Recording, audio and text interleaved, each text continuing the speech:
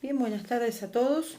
En lo que tiene que ver con el video, o los videos, mejor dicho, que pretendo gestionar para el día de la fecha, están relacionados con temas propios de las lesiones culposas, reguladas en los artículos 94 y 94 bis del Código Penal, y también alguna mención a los tipos penales que regimentan las figuras de homicidio y lesiones en riña.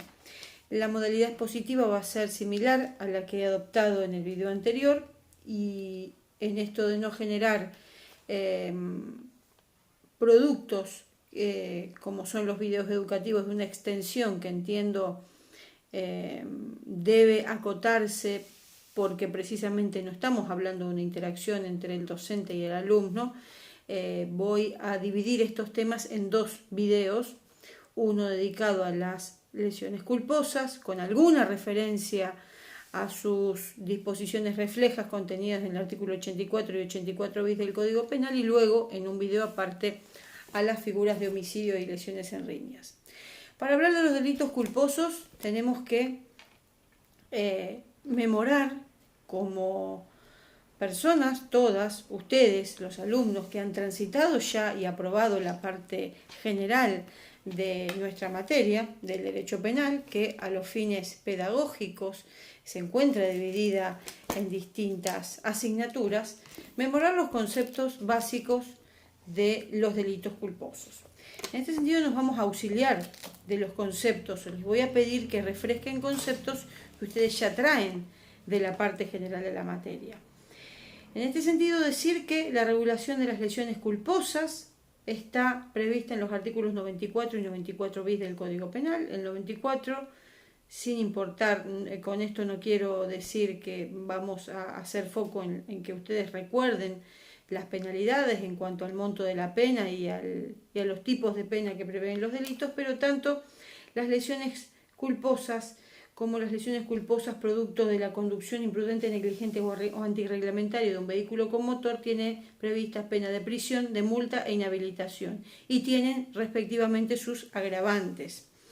Decir que el modo expositivo de las figuras culposas que se encuentran extendidos a lo largo de la parte especial del derecho penal tiene una fórmula que es casi calcada en cada caso, obviamente con proyección o con resultados diversos. En el caso del artículo 94, la fórmula, que es idéntica a la del 84, habla del que por imprudencia, negligencia, impericia en su arte o profesión, o por inobservancia de los reglamentos o deberes a su cargo, causare a otro un daño en el cuerpo y en la salud. Para referirnos a aquello o a lo que se entiende por daño en el cuerpo y en la salud, tenemos las herramientas o los conceptos que hemos dado al desandar los delitos de lesiones dolosas. El segundo párrafo del 94 contiene el agravante, en cuanto refiere que si las lesiones fueran de las descriptas en los artículos 90 y 91, de la importancia previa de que ustedes tengan aprehendidos los conceptos de lesiones graves y gravísimas, y fuera más de una de las víctimas lesionadas, el mínimo de la pena aumenta en 6 meses, como también el importe de la multa y el lapso de la inhabilitación. Esto es la lesión culposa leve, tarifada en el primer párrafo del artículo 94, la lesión culposa grave o gravísima, prevista en el segundo párrafo como un agravante, al que debemos sumar cuanto menos 2 víctimas lesionadas con ese tipo y que producto del hecho culposo hayan sufrido una lesión de esa entidad, grave o gravísima. O sea que no alcanza con que sea una víctima que haya sufrido una lesión grave producto de un accionar imprudente, negligente o antirreglamentario, sino que para la aplicación del agravante, segundo párrafo del 94, además se exige cuanto menos 2 víctimas con esa entidad de lesiones.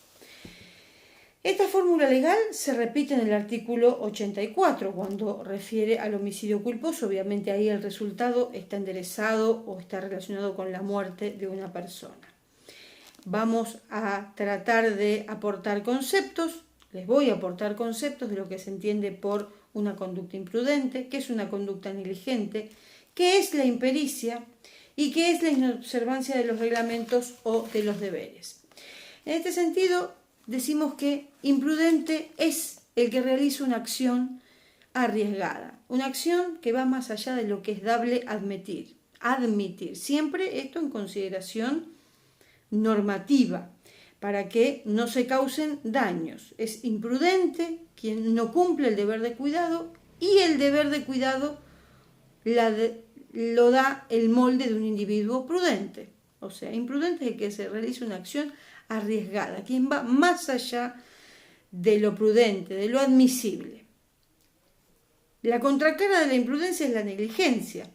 En la negligencia lo que hay es desidia, abandono, pereza, apatía. Su contracara, el imprudente o el diligente, que implica lo contrario, esto es actividad, esmero, aplicación, atención. Decir que la impericia es la actuación inexperta o inidónea en una tarea que requiere una cierta destreza de quien se supone que la tiene o debe tenerla. La inobservancia de los reglamentos o deberes refiere a cuando la conducta a observar está reglamentada o sujeta a deberes específicamente determinados por la ley. El dejar de acatarlos puede ser la razón de que la acción merezca la calificación de culposa. Siempre va a ser necesaria que esa inobservancia de los reglamentos esté conectada, obviamente, con el resultado típico, como ya vamos a ahondar. De modo que no es suficiente que el reglamento haya sido violado, sino que el resultado típico debe acontecer por la inobservancia. ¿Cuál es el tipo objetivo de este delito culposo? El deber objetivo de cuidado, precisamente. Sostiene Roxin que la culpa, conforme a la más reciente concepción en Alemania y casi unánime, es un problema del tipo, o sea, se devela o se discute al nivel de la tipicidad. Un comportamiento culposo puede ser, en el caso concreto, justificado o exculpado, pero si era o no culpa propiamente tal, se decide a nivel típico. Se trata, como sabemos, del tipo objetivo de un tipo abierto. ¿Qué quiere decir que es un tipo abierto? Es aquel que expresa un deber jurídico, pero no resulta una descripción de la conducta prohibida. Y ese deber jurídico ha de ser objeto de un juicio de valoración por parte del juez en el caso concreto. ¿Cuáles son los momentos de la imputación del tipo culposo? Voy a referirme a un autor, tal vez lo hayan escuchado o no lo hayan oído, pero deben familiarizarse con el mismo, Corcoy Vidasolo, que distingue dos momentos dentro de la imputación culposa. Un primer juicio subjetivo-objetivo realizado ex ante sobre la tipicidad de la conducta, que sería un juicio, diríamos, de atribución sobre la creación de un riesgo típicamente relevante. En este punto, distintos principios regulativos, como el del riesgo permitido, la adecuación social, la insignificancia, la confianza. Un segundo juicio, a la hora de definir la imputación, y de carácter sí estrictamente objetivo, en un momento ex post. Dijimos que hay un momento del juicio que se hace ex ante sobre la tipicidad de la conducta. El juicio ex post sobre la relación normativa, esto en términos es la relación de riesgo entre la conducta típica y el resultado. Es, en definitiva, la imputación objetiva en sentido estricto. Criterios como el del incremento del riesgo, como el de la finalidad de protección de la norma infligida o la habitabilidad del resultado, son tenidos en cuenta en este nivel de imputación. En este segundo momento, la imputación objetiva como criterio normativo ha de tener como finalidad alegar la relación causal a un plano secundario, un plano indiciario, que le corresponde como consecuencia de la naturaleza ontológica. Desde este modo, así se conforman los momentos, entiendo, imputativos de este tipo culposo. Decir, asimismo, en cuanto al tipo subjetivo del delito imprudente, que tiene que concurrir un determinado peligro, ¿no?, como presupuesto del deber objetivo de cuidado. Pero para que exista un tipo imprudente como infracción de la norma de cuidado no basta con la concurrencia objetiva de dicho peligro. Es necesario que ese peligro pueda ser conocido por el sujeto. Allí entra a tallar el aspecto subjetivo. Y es en ese aspecto en que se centra la problemática del tipo subjetivo imprudente. En esto de la previsibilidad individual, objetiva, es en el sentido de que el primer criterio de determinación o delimitación de este aspecto subjetivo del tipo culposo es la cognoscibilidad, o sea, la previsibilidad objetivo-subjetiva, la previsibilidad individual de ese resultado. El criterio de previsibilidad objetiva es tomado en consideración por las actuales teorías de la imputación como un elemento propio de esta. La previsibilidad individual a la que estoy haciendo referencia no es más que concebirla como un deber de prever de aquello que el sujeto le es posible prever ex ante. O sea, este solo podría prever aquello que tenía posibilidad de conocer. De esa forma, previsibilidad y cognoscibilidad resultan estrechamente ligadas. Este último vocablo, la cognoscibilidad, es entendida como aquello que el sujeto le es exigible conocer, es el límite máximo de la previsibilidad individual. Así, el deber subjetivo de cuidado como elemento del tipo subjetivo imprudente exige para su determinación precisamente la delimitación por arriba respecto del dolo y por abajo respecto de la ausencia del tipo subjetivo del conocimiento que le es exigido al sujeto sobre la posibilidad de realización típica que supone su conducta. En el caso de las lesiones culposas, como ustedes lo saben, están reguladas en el artículo 94 del Código Penal argentino. Les pido que tomen sus códigos y en ese sentido me sigan con la lectura siguiente. Dijimos que producto de la lesión, producto de la imprudencia o negligencia, o por impericia de su arte o profesión, o por inobservancia de los reglamentos o deberes a su cargo, hay una persona que le causa a otro un daño en el cuerpo o en la salud. Este es un bien jurídico individual. En este delito de lesiones culposas, reguladas en el artículo 94, y luego de haber hecho una semblanza del tipo objetivo y subjetivo del delito culposo, que vale para la totalidad de las figuras culposas que aparecen regadas o desperdigadas en nuestra ley penal, decimos que el comportamiento rector, ya haciendo foco en el delito de lesiones culposas, consiste en la infracción de un deber objetivo de cuidado, que este comportamiento abarca los conceptos de, como ya dijimos, imprudencia, negligencia, impericia en su arte o profesión o inobservancia de los reglamentos o deberes a su cargo, con los mismos alcances de las previsiones del artículo 84, con la diferencia de que en el artículo 94 el resultado será un daño en el cuerpo o en la salud de otra persona, cualquiera que fuere su gravedad. En el segundo párrafo del artículo 94 se agravan los mínimos de las penas de prisión, de multa e inhabilitación, porque memoremos que tiene estas tres especies de pena que se aplican de manera conjunta, no alternativa, para los casos en que las lesiones resultantes fueran graves o gravísimas y las víctimas fueran más de una. Eso como nota distintiva de esta figura. El texto en vigor del artículo 94 fue introducido por Ley 25.189, que incrementó el monto máximo de la pena de prisión prevista en el primer párrafo, introdujo el segundo párrafo como agravantes, por el que se aumenta 6 a 6 meses o multa de 3.000 pesos e inhabilitación especial por 18 meses, el monto mínimo de la pena de prisión prevista en el primer párrafo, en la medida en que las lesiones, como dijimos, sean graves o gravísimas y además sea más de una víctima. En cuanto a los tipos de sanciones, ustedes ya saben que nosotros no pedimos que memoren penas ni tipos de penas, ni montos ni escalas de las penas. simplemente rectificar que las 3 modalidades de pena reguladas en el artículo 94, lo propio ocurre con el 84, a tenor del artículo 5 del Código Penal, que son la pena de prisión, multa o inhabilitación, corrijo, no se aplican de manera conjunta, sino que es o pena de prisión, que será de 1 a 3 años, o, como sabemos, de 1 mes a 3 años o de 6 meses a 3 años.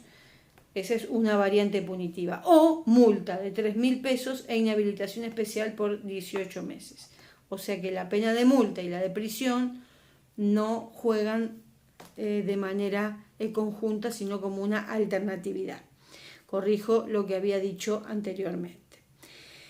El tipo básico del delito de lesiones culposas, nos encontramos con que la conducta del sujeto activo debe ser violatoria, ya se dijo reiteradamente, de un deber de cuidado. Las mismas conductas que fundamentan la imputación de un homicidio a título de culpa son las que dan paso a la imputación de lesión culposa. Por lo tanto, la conducta culposa prevista en este artículo es comprensiva de los conceptos que definimos recientemente de imprudencia, de negligencia, de impericia en su arte o profesión o inobservancia de los reglamentos o deberes a su cargo.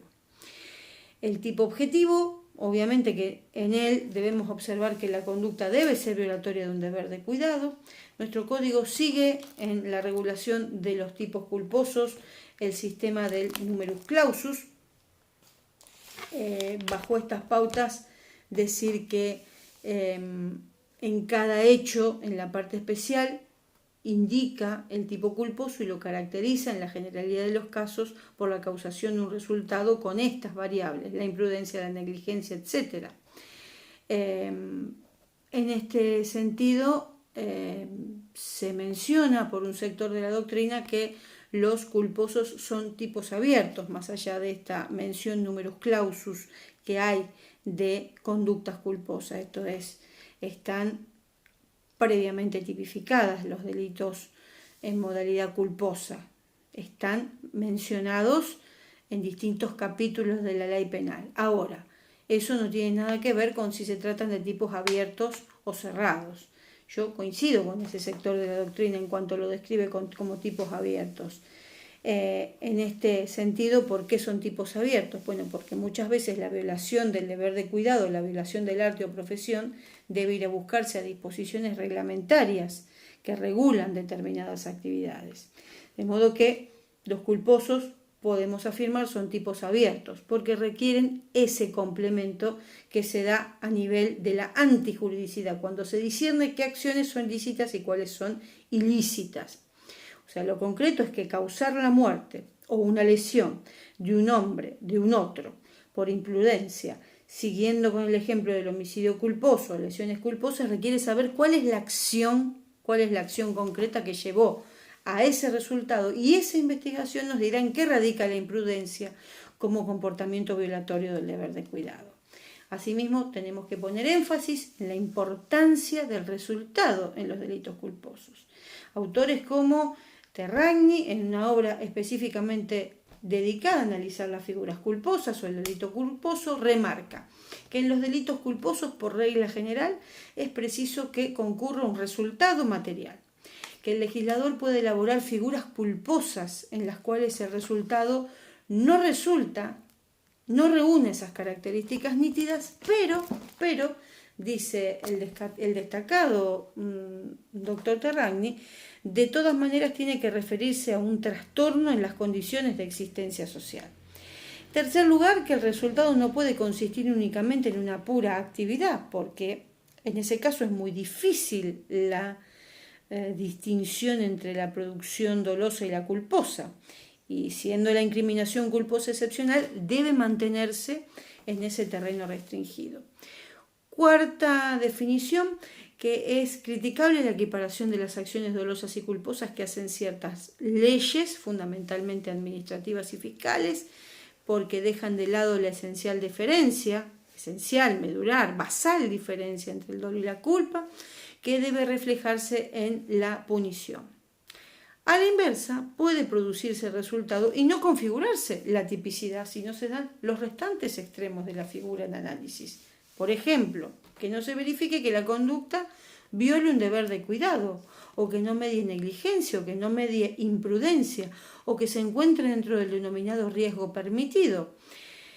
El resultado entonces debe ser, además, la consecuencia de la violación del deber de cuidado. Como dice Terragni, en nuestro derecho la cuestión resulta clara en virtud del uso de la preposición por el Código Penal, que indica que el resultado típico debe ser consecuencia de la imprudencia, negligencia, etcétera, etcétera. Pero, aunque no lo expresase de esa manera, y supóngase que la ley usara un giro gramatical distinto, la conexión entre la violación del deber de cuidado y el resultado tiene que considerarse implícita.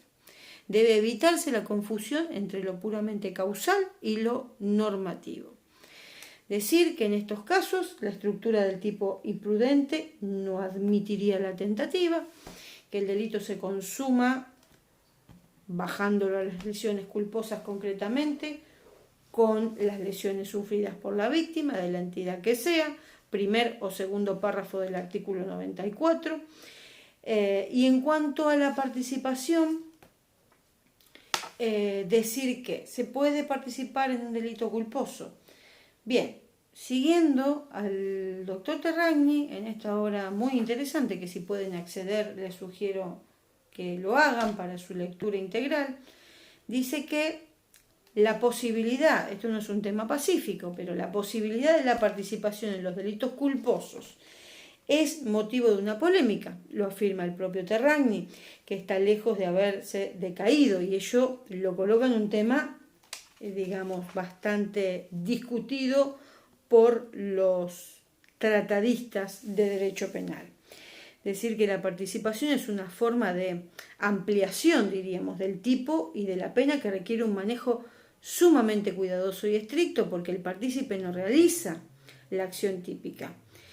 Entonces se produce toda una discusión sobre la posibilidad de participar en un hecho que no fue previamente pergeñado ni deseado en términos de conocimiento y de voluntad, como ocurre con los hechos intencionales o dolosos.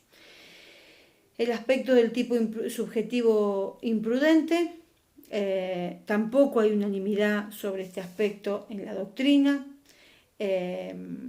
sobre si es concebible o no un tipo subjetivo en los delitos culposos. Seguramente sobre quienes sostienen el segundo criterio pesa la tradición de considerar la culpa una de las formas o especies de la culpabilidad, y concibiendo la teoría del delito de esa manera, bueno, el tipo de estos hechos estará desprovisto sin duda de elementos que pertenecen al mundo de representaciones del autor.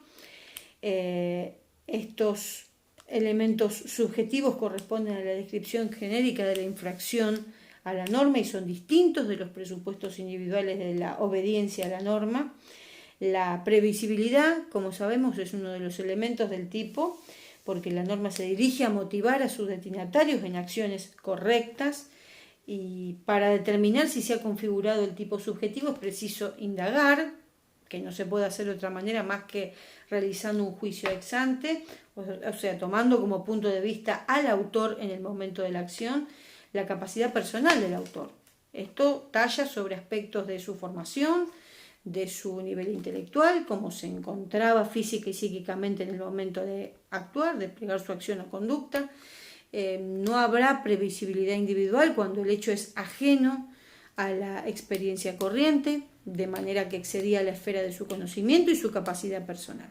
Corresponde entonces analizar y mucho la previsibilidad, también respecto de las conductas ajenas, como por ejemplo en el caso de una actuación en lo que se llama un equipo profesional, que se da mucho en el ámbito de la medicina, en esto de categorías que nos aporta la imputación objetiva, como son el principio de confianza, y están dentro del margen de errores ajenos previsibles o que no afectan la obra propia. En este sentido es bastante importante analizarlo a la hora de extender responsabilidades en actividades grupales o de equipo. Ya dijimos que sobre los agravantes, en el segundo párrafo, exige más de una víctima y la tipología de lesiones a graves o gravísimas. En cuanto ahora corresponde al artículo 94 bis, es toda una novedad. El 94 bis, al igual que su reflejo, el 84 bis, prevé un tipo de lesión culposa o de homicidio culposo, en el caso del 84 bis, cuando el mismo es causado u ocasionado por un medio determinado, que está relacionado con la conducción imprudente, negligente o antirreglamentaria de un vehículo con motor. Y en el segundo párrafo, al igual que lo que ocurre con la disposición del artículo 94 y 84, prevé agravantes. Sobre el aspecto del tránsito, hacer algunas menciones singulares. La norma referencia a un vehículo con motor. Ustedes observarán, si toman sus códigos, que en la descripción del 94 bis dice que cuando la lesión se produjere, tengan en cuenta que la figura básica del artículo 94 bis habla de lesiones de los artículos 90 y 91, por lo cual las lesiones leves ocasionadas por un vehículo con motor o automotor no es que quedan sin sanción, sino que en caso de ejercitarse la acción penal estarían encuadrables en el primer párrafo del 94. Entonces, además de ser el elemento un vehículo con motor, y ahora vamos a ver qué se entiende por vehículo con motor, la captación del 94 bis está relacionado con lesiones graves o gravísimas. Y por supuesto la presencia de la imprudencia, negligencia o conducción antirreglamentaria. ¿De qué? De un vehículo con motor. ¿Por qué la ley utiliza esa expresión en lugar de vehículo automotor, que utilizaba la anterior redacción de la ley? A propósito de este cambio, viene a cuento recordar el concepto de automotor que contenía el anterior tipo legal.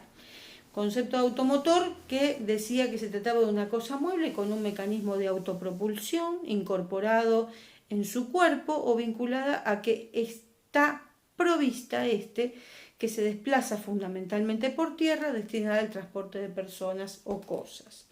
El decreto 6582/58, un decreto de ya varios años, del año 1958 concretamente, si bien no realiza una definición legal, enumera una serie de vehículos, hace enumeración de vehículos que se consideran automotores, como son los automóviles, camionetas, tractores con semirremolque, camiones rurales, el artículo 5 de este decreto ley. La norma deja abierta la especie automotor, al atribuir al Poder Ejecutivo Nacional la facultad de disponer por vía reglamentaria la inclusión de otros vehículos en esa categoría. Mucho más cercano en el tiempo tenemos la ley 24.449, que también en su artículo 5 define automóvil como el automotor para el transporte de personas de hasta 8 plazas, con 4 más ruedas, y los de 3 ruedas que excedan los 1.000 kilos de peso. Y vehículo automotor es todo vehículo de más de 2 ruedas que tiene motor y tracción propia. Según la ley de tránsito, no quedan comprendidos en el concepto de vehículo automotor las motocicletas, ciclomotores o bicicletas. Lo cierto y concreto es que si se trata de un vehículo con motor, está presente el mecanismo de autopropulsión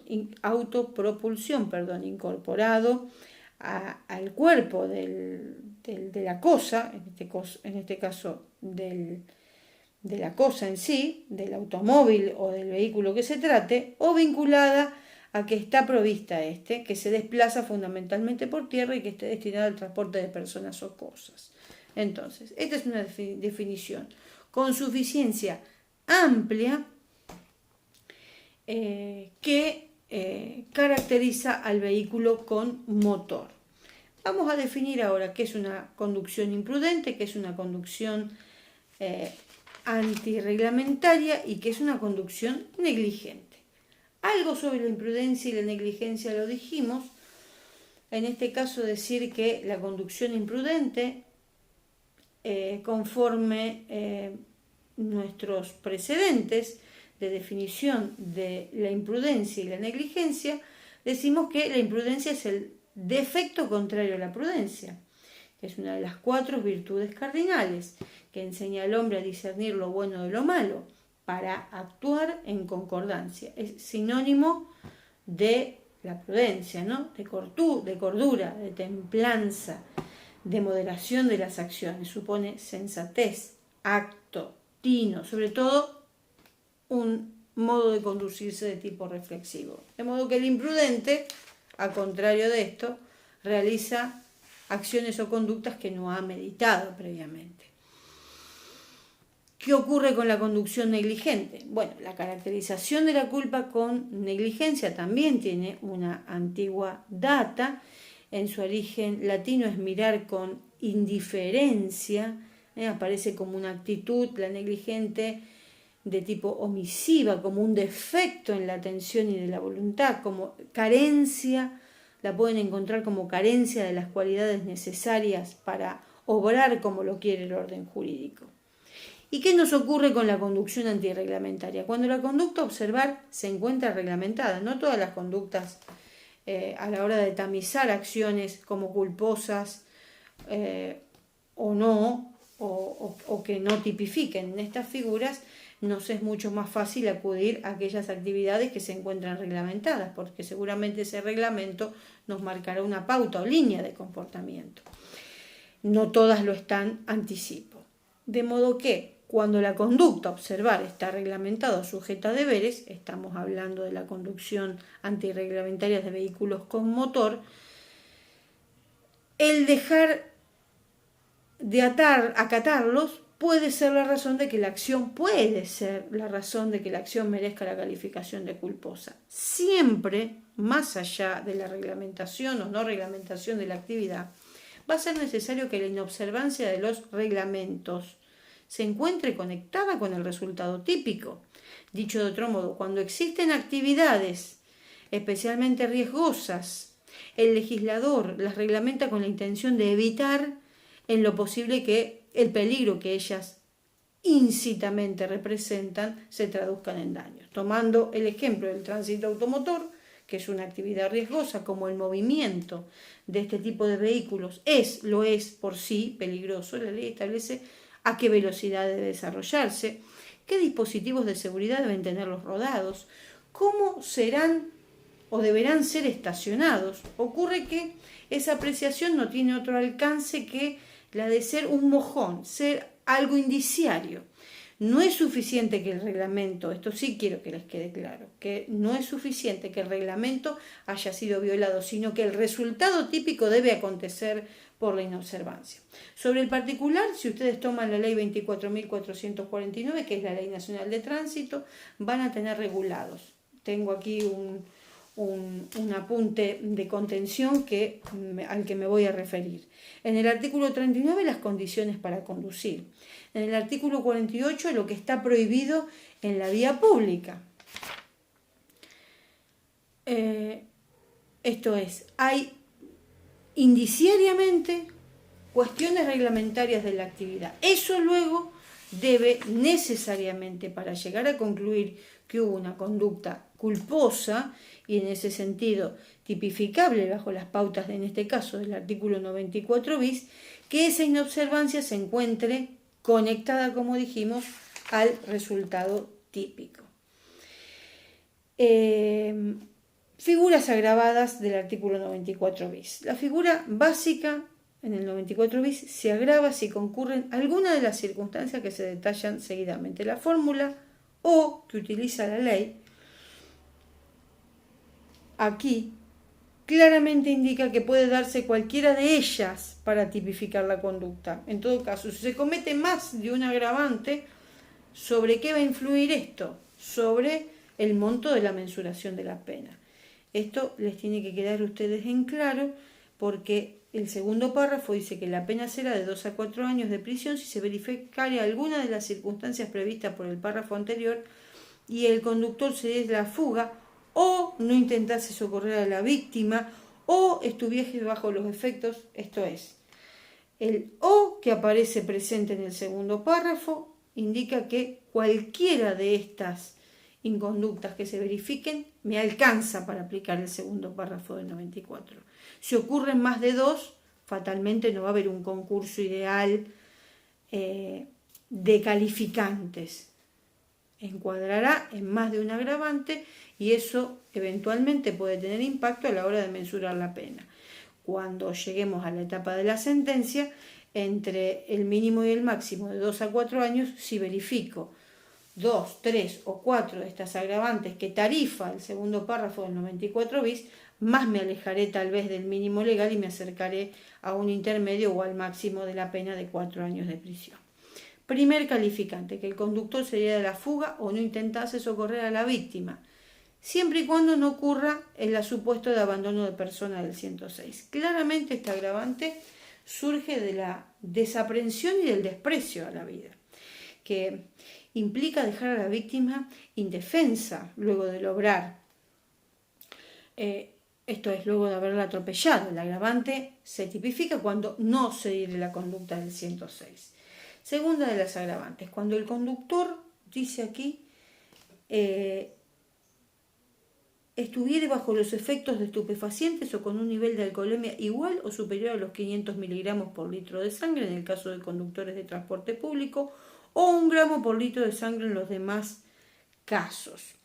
Este agravante no es sino la tipificación penal de lo que actualmente está regulado como falta en las ordenanzas municipales. Además, eso es una sanción de otra índole, de índole municipal y por ende captada por los códigos contravencionales, y constituye, de acuerdo con las informaciones periodísticas y algunos estudios científicos, una de las principales, si no la principal causa de los accidentes viales, una mengua en todo lo que son los recursos sensoriales de quien conduce bajo los efectos, en este caso, del alcohol. Entiendo que incluso para el transporte público se ha habilitado esta disposición de 500 miligramos por litro de sangre. Creo que el transporte público actualmente se está exigiendo alcoholemia 0, en la medida en que, como ya lo dijimos, estas infracciones, estas cuestiones hayan tenido su impacto en la consecución del resultado típico. La otra de las agravantes está sobre la base de la velocidad de conducción, también regulada en este caso la ley 24.000, como dijimos, 449, Ley Nacional de Tránsito. Cuando estuviese conduciendo la persona que causa el resultado en exceso de velocidad de más de 30 kilómetros por encima de la máxima permitida en el lugar del hecho, resulta una agravante.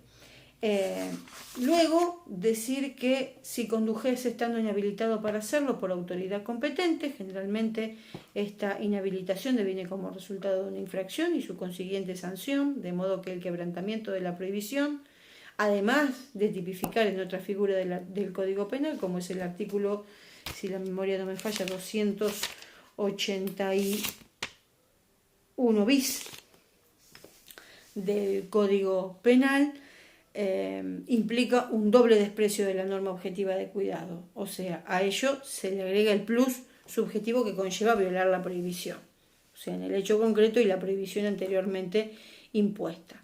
Otra de las agravantes es aquel que cometiere el hecho y eso se determinará como causa eficiente del resultado en razón de la violación de señalizaciones del semáforo o señales de tránsito que indican el sentido de circulación vehicular.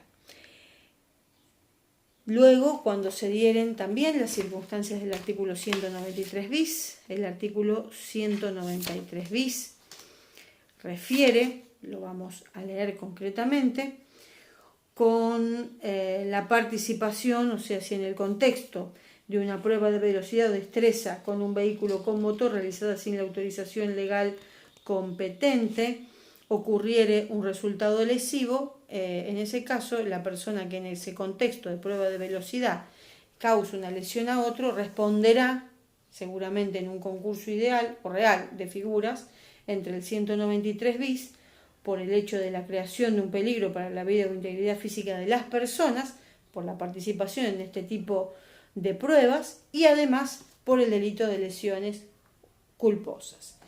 Y luego referir a la culpa temeraria.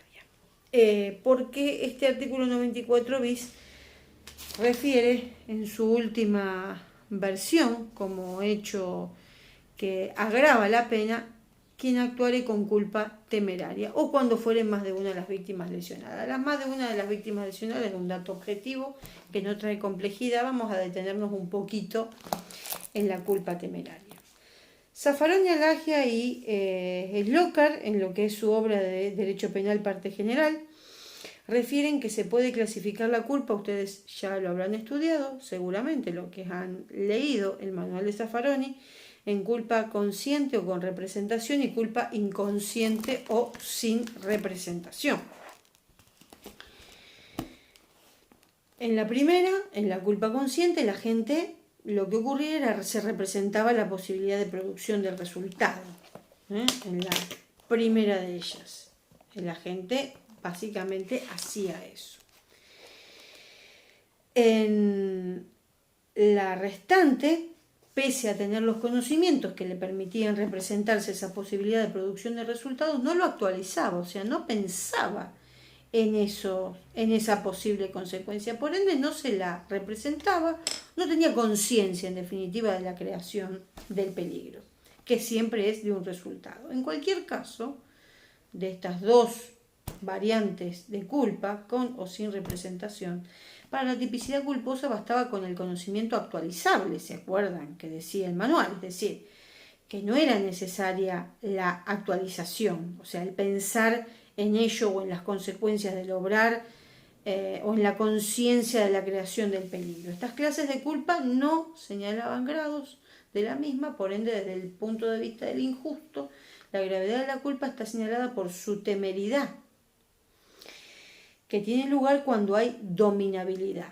Esta culpa temeraria puede confundirse con el dolo eventual, cuando es consciente, que es la única razón por la que es necesario mantener en el injusto la distinción con la culpa inconsciente. De este modo, la clasificación de la culpa en temeraria y no temeraria, que tiene viejos, yo diría, antecedentes legislativos y doctrinarios, vuelve a ser adoptada por las legislaciones contemporáneas y puede construirse dogmáticamente en el derecho vigente, por lo que esta clasificación tiene mucha mayor importancia práctica de la que tenía la vieja disquisición entre culpa consciente e inconsciente, hablar de culpa temeraria y no temeraria. Esta última, fuera de su utilidad para distinguir el dolo eventual de la culpa temeraria, no puede indicar ningún grado, o sea, no es cierto que la culpa consciente sea más grave que la inconsciente, porque muchas veces es mayor todavía el contenido de injusto en la acción de quien ni siquiera se representa la creación del peligro con una altísima posibilidad de concreción. Tal vez esa indiferencia o esa indiferencia en la representación del perjuicio es mayor, de ahí que se releva más grave la culpa inconsciente.